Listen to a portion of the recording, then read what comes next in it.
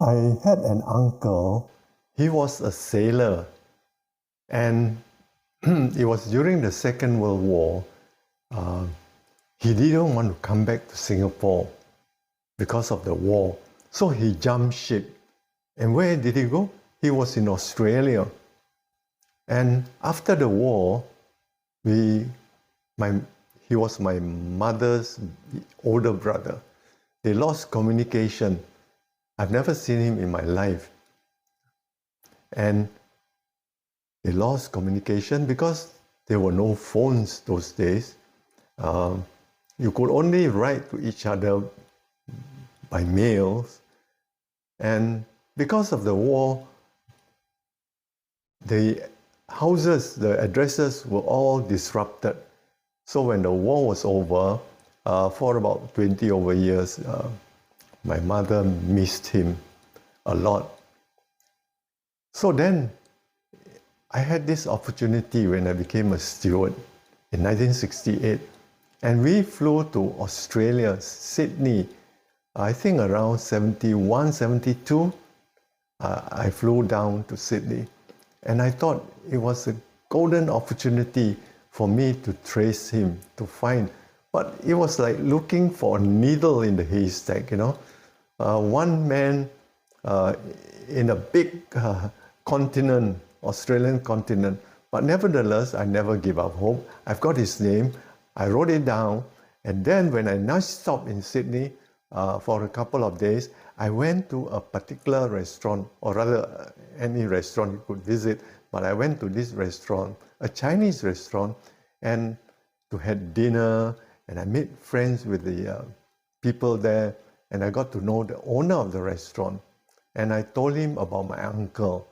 I don't know how to contact him. My mother missed him.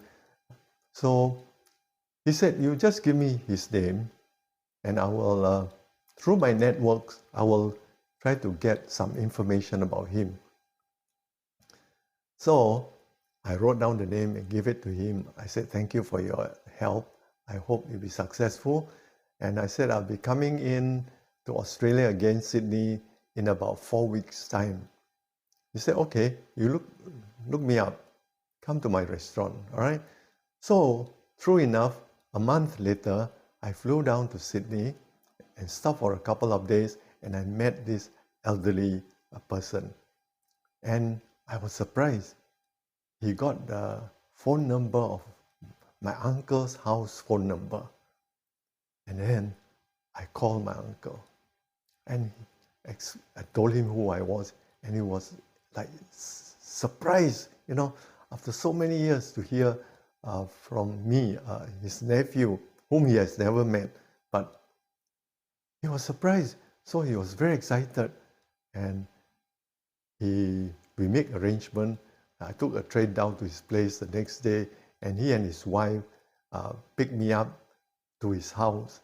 And his wife was an Australian lady, quite plumpish looking. So I call him Auntie. And they run a little restaurant in Sydney. And they brought me to the restaurant. And it was a small place for takeaway or takeout. But you could also eat there. And my wife, my auntie was the cashier and the waitress. And my uncle was the only cook in the kitchen. So we were very happy, we were reunited, you know. And later on, I invited him, told him where his sister, my mother, you know, which was my mother, address, and look her up. And eventually, not long, about a year later, he came down to see my mother, you know. And they were happily united. And sad to say, a few years later, his wife passed away of a heart attack, and it was not long after that he too passed away. But what I'm trying to say here is that it is really amazing.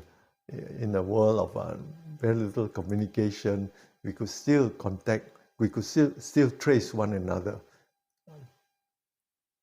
Thanks to Singapore Airlines.